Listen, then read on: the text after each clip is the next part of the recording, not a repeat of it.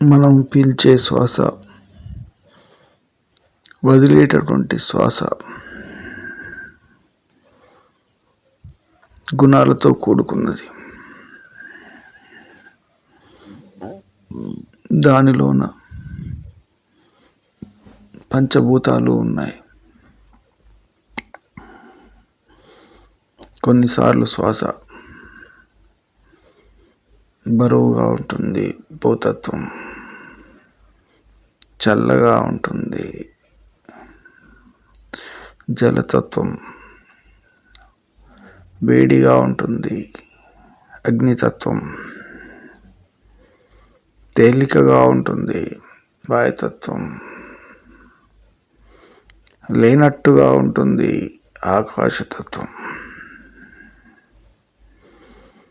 మనలోన ప్రవహించే శ్వాస రక్తంతో పాటు ఆక్సిజన్ రూపంలో అణువు చేరి దాని గుణాన్ని ప్రేరేపిస్తుంది. శ్వాసను మనం చాలా జాగ్రత్తగా గమనించాలి.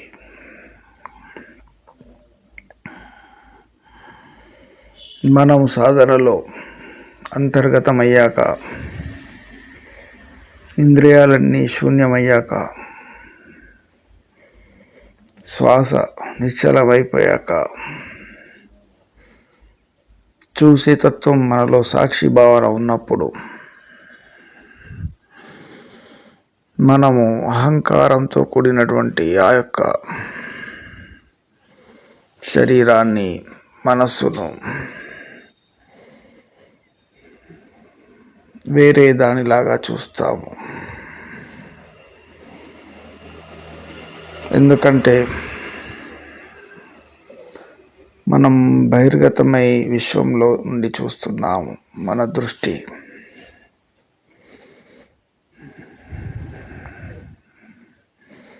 పంచభూతాలకు అతీతమైపోయాది. ఆ శరీరంలో ఉన్నా కానీ సాధన తీవ్రత వల్ల మనము దానికి అంటకుంటా ఉంటాం, వేరుగా ఉంటాం. దాని యొక్క కర్మలు దానికే వదిలేస్తాము. మనము పరబ్రహ్మంతో ఉంటాం.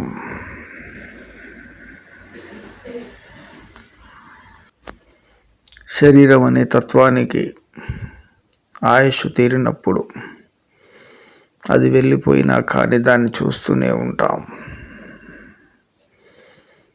మనసు, చిత్తము శరీరానికి విపరీతమైన సాధన వల్ల ఎప్పుడో దూరమై నిశ్చలమై ఉన్నాయి కాబట్టి దానిపై మమకారం అనేది ఇసుమంత కూడా ఉండదు. అది నీవు కాదని స్పష్టత నీకు ఉంటుంది. నీవు నిశ్చలాకారంగా నీ స్థితిని మాత్రమే తెలుసుకొని ఉంటావు. నీకు ఏ బాధ ఉండదు. శ్వాసలో ఆకర్షణ ఉంటుంది, మ్యాగ్నెటిజం అది. మనం కష్టాలు వచ్చినప్పుడు, ఆ కష్టాలు మనవి అనుకున్నప్పుడు దానిలో ప్రవేశించి బరువుగా అయిపోతుంది. దాన్ని స్వీకరించిన మనస్సు శ్వాస మనసుగా మారి నిన్ను మాయలో పెడుతుంది. జీవుడు మాయకు లోబడి బాధపడుతూ ఉంటాడు. అదే జీవుడు విశ్వంలో కలిసినప్పుడు అంతర్గతంగా ప్రవహించి సాధనలో ఆ యొక్క విషయాలకు, కష్టాలకు చూడడు. అంటే అవి వస్తూనే ఉంటాయి, పోతూనే ఉంటాయి.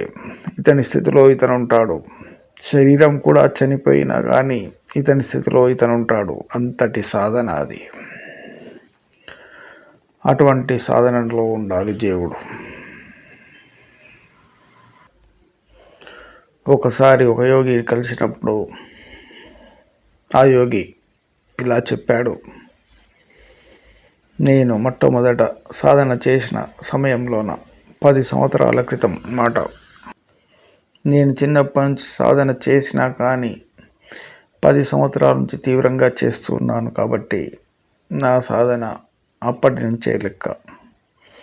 నిజంగా సాధన గట్టిగా చేస్తే ఒక్కొక్కరికి ఒక నెలలోనూ ఒక సంవత్సరంలోనూ కొన్ని జన్మలు కొంతమందికి ఎలాగైనా సాధన అనేది స్టార్ట్ చేయాల్సిందే.